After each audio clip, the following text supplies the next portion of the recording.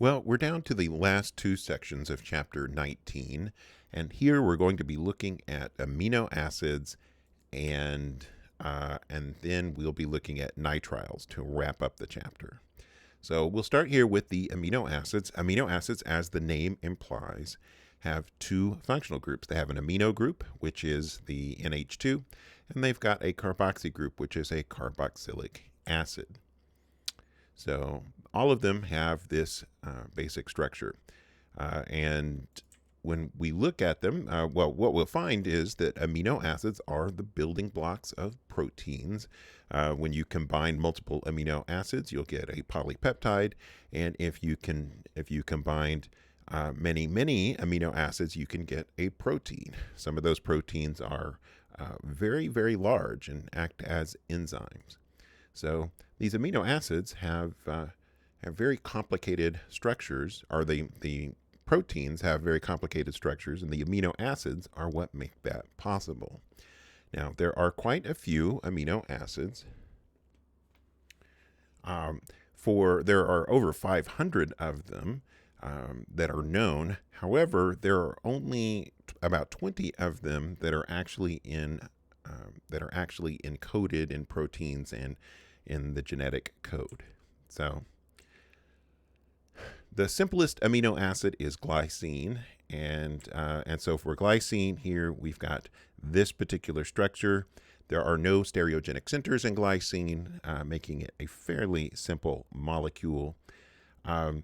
Most of the amino acids do have a stereogenic center, and if you look at this structure, you'll find that actually the R group will go back when it is oriented in this fashion.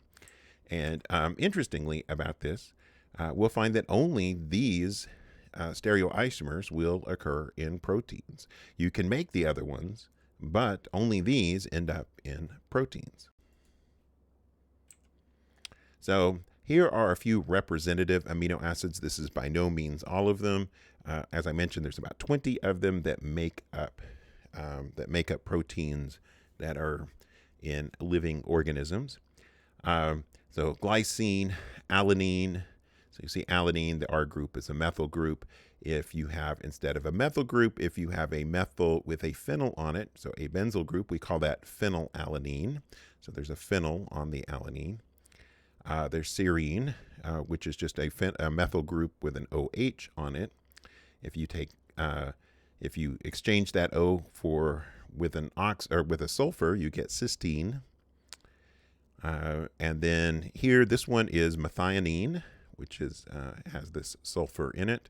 The thio means sulfur, so that's where we get the methionine. Glutamic acid. If you've heard of monosodium glutamate, or MSG, well, this is the acid, and if you take the conjugate base of it, or if you remove one of the hydrogens from it, you will get glutamate. And glutamate is the compound that makes foods that have this compound in it. It makes them taste savory. So glutamate is an important component of our diet. And then lysine has this particular structure. So it's got a butyl group with a NH2 at the end. When you combine a whole bunch of these together, you get very complex structures. And again, they all have this particular stereochemistry when you look at the amino acid.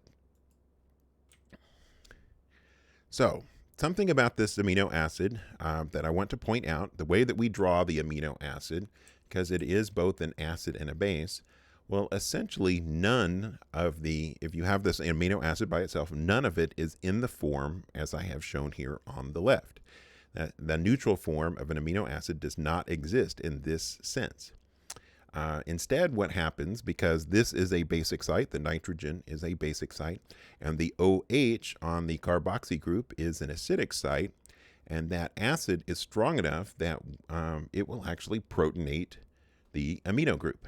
And so you end up with what we refer to as a zwitterion. The zwitterion makes it quite polar. It's ionic, but it makes it quite soluble in water and has fairly high melting points. So that is that is the zwitterion. And as I mentioned, if you've got this at neutral conditions, you're going to find that you have most of it in this form and essentially none of it in the form over here on the left.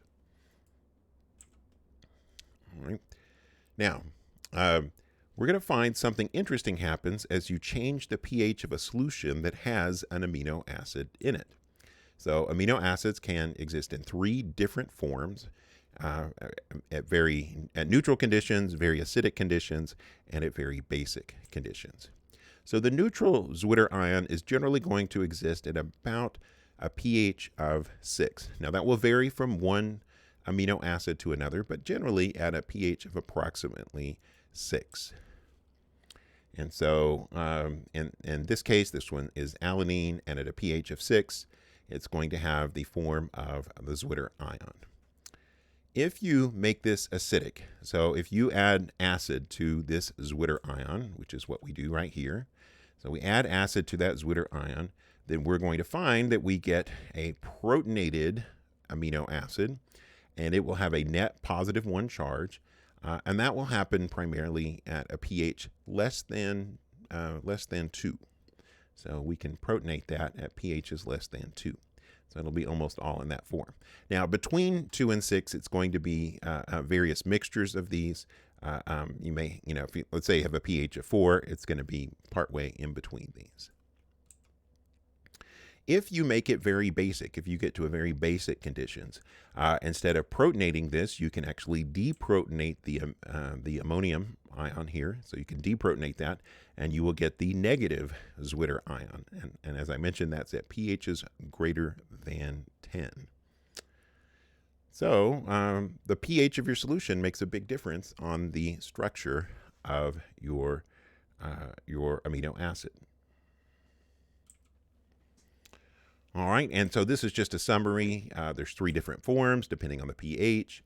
If you gradually increase the pH from 2 to 10, you'll find that at very low pH, so pH near 2, it will be in the positive form here, which is form B, and it will have a +1 charge. Both your acid and the amino group will be protonated. That's why it has a +1 charge. If you get it to neutral conditions, about pH 6, you will have the neutral zwitterion formation configuration here. That's where the oxygen is deprotonated, but the nitrogen still has its hydrogen. And then finally, if we get the pH up over 10, we can deprotonate that amino group to give, or deprotonate the NH3+ to give us the NH2.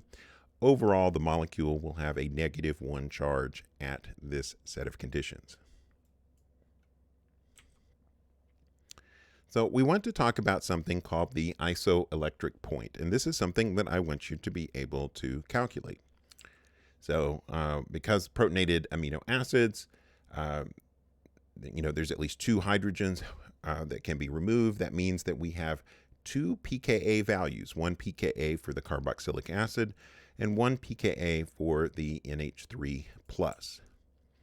The pH at which the amino acid exists primarily as the neutral zwitterion is called the isoelectronic point.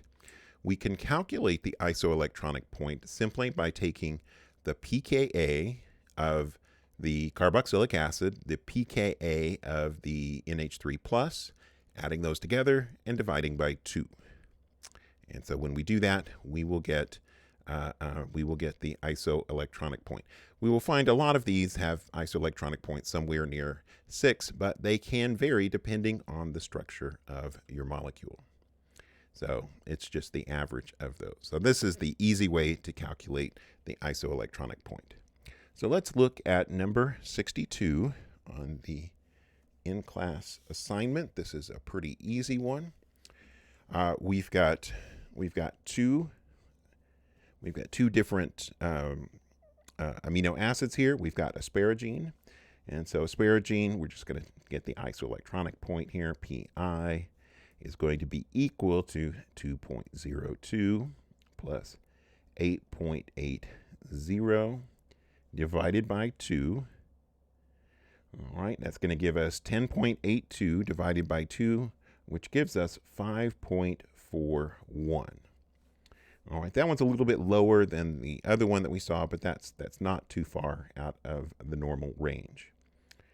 If we do the isoelectronic point for methionine, so for methionine, we'll just add these numbers together. So 2.28 plus the 9.21, and then divide by 2. When we add these together, let's see, that's going to be 11.49. And then when we divide that by 2, we're going to go ahead and round it to 5.75. So 5.7, it's like 5.745, but we'll round that to 5.75. And so that will give us the isoelectronic point. I do want to draw these. So asparagine, in case you're curious what that structure is.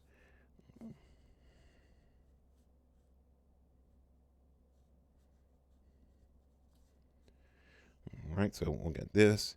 And then here is our amino group, is the NH2. It is a wedge. And then here, we're going to have an NH2. So we have an amide functional group over here. So that is the asparagine. If you're wondering, wow, that word looks a lot like the word asparagus. Well, this was one of the first amino acids ever isolated. And it was isolated from a liquid that came from asparagus. So they crushed up some asparagus and had some juice in there, and then isolated this particular amino acid. Since it came from asparagus, they named it asparagine. In case you're curious, it's in all kinds of different things, but it is fairly abundant in asparagus and some other compounds. I forget what the other things, but I forget what those were. All right, methionine. And so if this were alanine, let's see, alanine just has the NH2. So there's no alkyl group. And so let's look at methionine.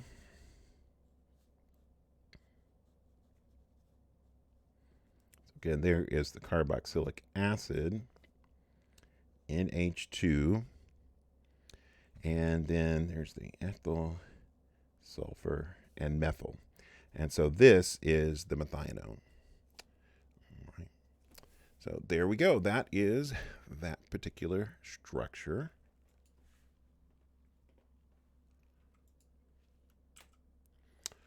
All right, so let's look at nitriles. So we know, we learned this back when we learned SN2 reactions, that we can do an SN2 reaction on a either methyl or primary alkyl halide with cyanide ion.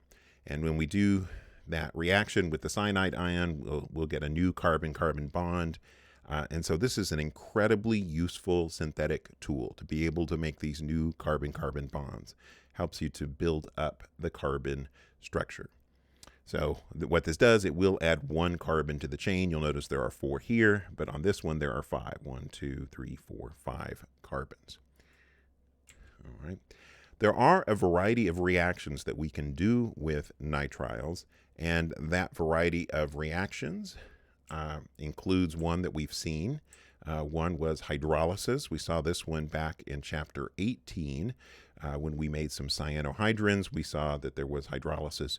You can do acid hydrolysis or base hydrolysis. Those will both work. When you do reduction of nitriles, you don't reduce down to an alcohol, you reduce down to an amine. And I believe we talked about that previously. The reason that we get the amine is that the NH2 is not a great leaving group. Now you can make NH2 minus leave, but it's generally not going to do it very easily.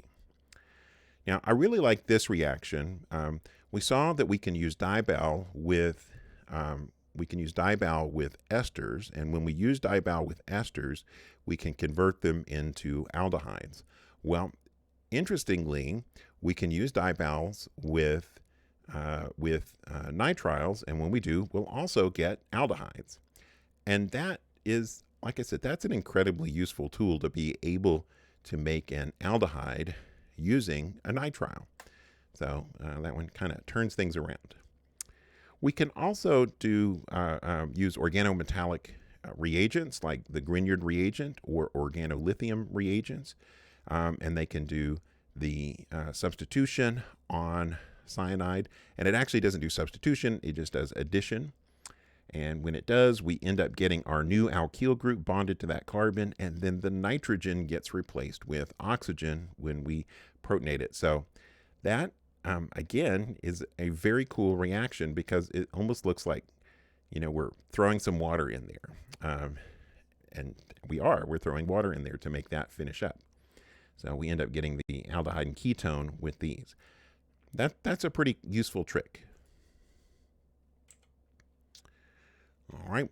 Now, as far as the hydrolysis of nitriles, we can do it with either acid or base. So if we have water in the presence of acid or in the presence of base, we can hydrolyze it and form the carboxylic acid if we have the acid.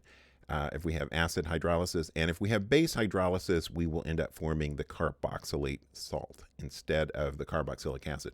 But you can easily protonate that if that's what you need to do. So here is an example. We've got this methyl, 2-methyl propane nitrile. Well, we can convert that into 2-methyl propanoic acid by doing acid hydrolysis.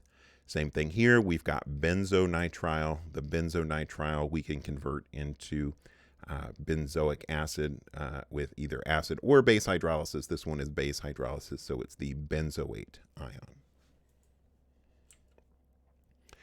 Real quick look at the base hydrolysis of nitriles. There's a lot of protons jumping around, so we'll watch this. It happens in 7 steps. The very first step is going to be nucleophilic attack of the hydroxide on the cyanocarbon. So we get nucleophilic attack, kick one of the electrons out to the nitrogen, and we get this intermediate structure. Well, that intermediate structure, since there is water present, that intermediate structure is going to deprotonate some water, and then that will produce a hydroxide, and then that hydroxide will deprotonate this OH, and then that H2O that we form from that will protonate this amino group. So whether it's actually the water molecule that does all 3 of these, that you can debate that, but you do end up getting it protonated, and you can get to the amide. All right, so a nucleophilic attack, protonation, deprotonation, protonation.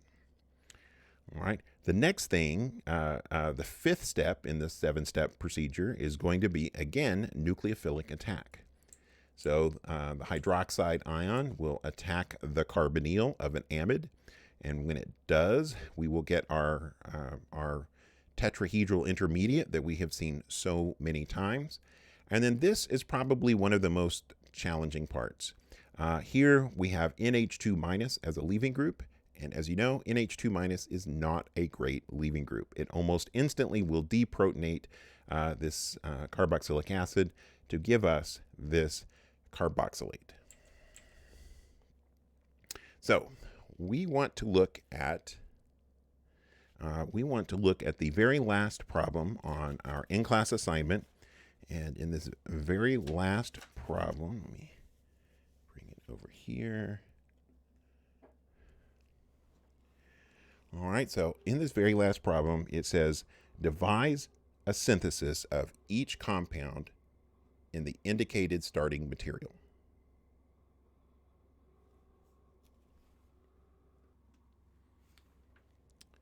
All right, so I've gone through and I've done these, but I'm gonna go ahead and warn you that there is more than one way to do this. There's more than one way to do this. As you can see here, we've got a 1, 2, 3, 4, 5, 6, 7, 8, 9 carbons in there, and here we've got 4 carbons in this compound. So you can clearly see that we're probably going to turn this into a Grignard reagent or an organolithium reagent, and so let's go ahead and do that. We'll create Mg.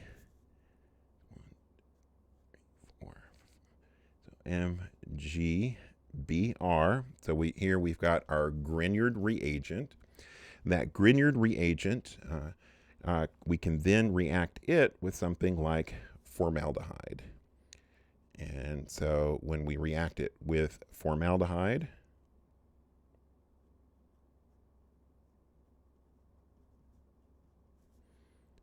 so step 1, formaldehyde, and step 2, H2O, we will now have 5 carbons. So 1, 2, 3, 4, 5. And it will be the OH at that point. It will not be a carbonyl. So we'll have that. Well, we can take that alcohol and convert that into an aldehyde. And we can do that with pyridinium chlorochromate. So PCC. 1, 2, 3, 4, 5. And we will get that aldehyde. We can treat that aldehyde with another equivalent of this Grignard reagent. So 1, 2, 4, MgBr, and that will give us an alcohol. So 1, 2, 3, 4, 5, 7, 8, 9, and we will get that alcohol. That's going to be step 1, and step 2, of course, is going to be to add water, which we always have to do with those organometallic reagents. And then we can take this and oxidize it, and there's any number of reagents that we can use. We can use chromic acid. I'm going to go ahead and use a chromic acid, so CrO3, H2SO4, and some water, and we can oxidize it to form this ketone. All right, so that is a possibility. There are more possibilities that we could do here. This is by no means the only possible way to do this. I can think of other ways to do this.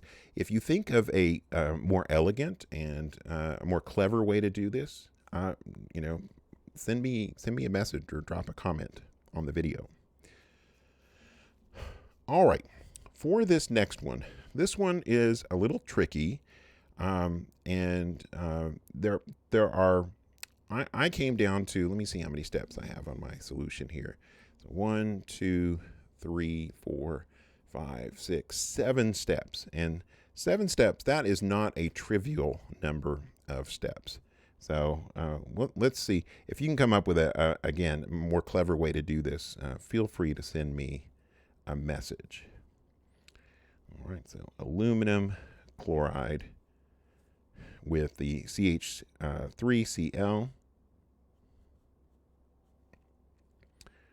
Right, and so we will get methyl benzene, or toluene if we want to call it that.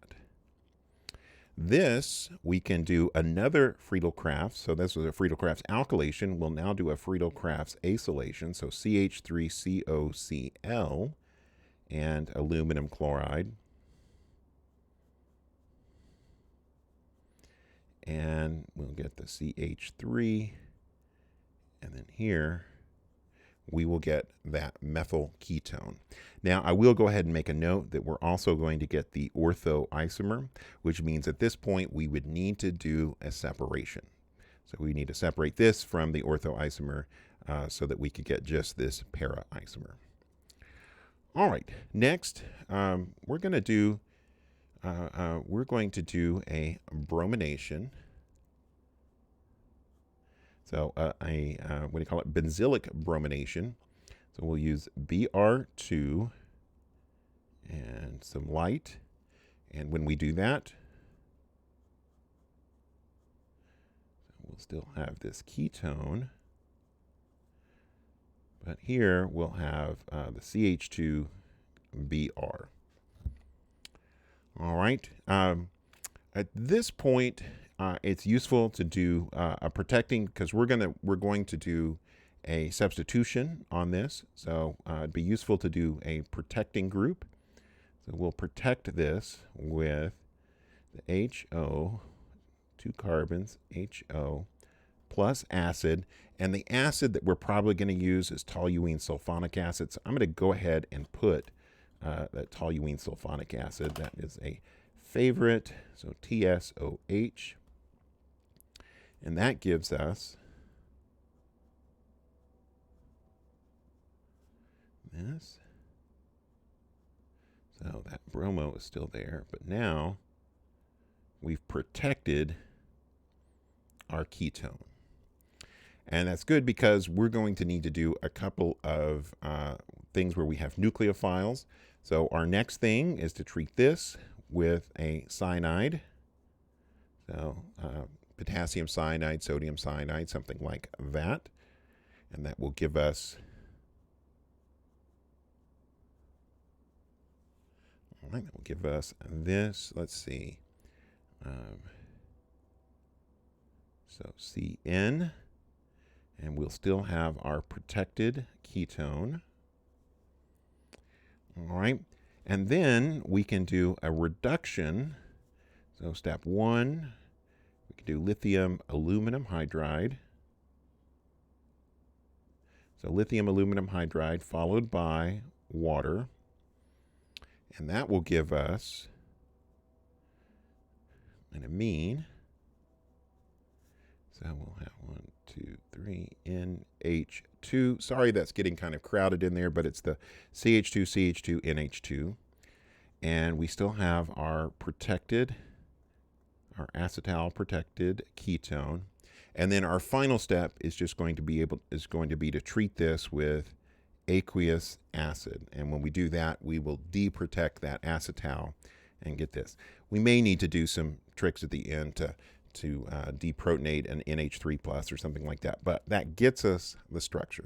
Again, if you come up with a more clever way to do this, drop a line to me. I'd be curious to see. Now, this next one I really thought about for a while and came up with a couple of possibilities. And so I actually, let's go ahead and do one here. You can clearly see we've got this alkyl group that we need to add twice. So in order to add it twice, we're going to need to pick some. Compound. So up here in the solution, it says use 1 or 2 carbons and any inorganic reagents needed.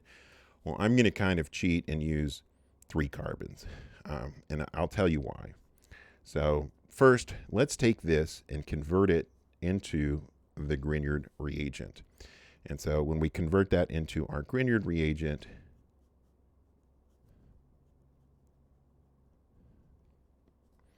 all right, we'll get that.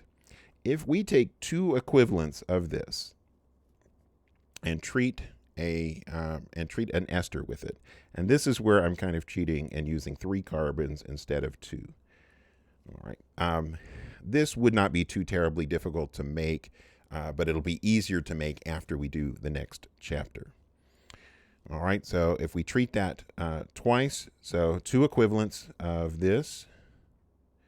All right, and then in a second step, we'll use H2O. We will get this.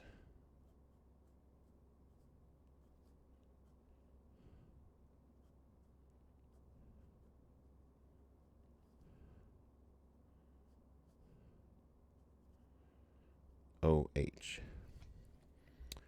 All right, this we can treat with HBr. And when we do that, we will convert this tertiary alcohol into a tertiary alkyl halide.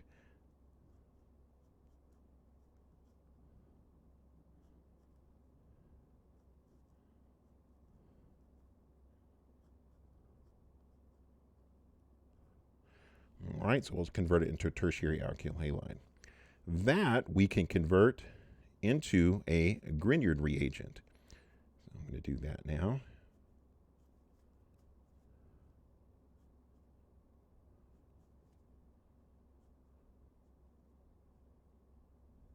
All right, got a little crowded there.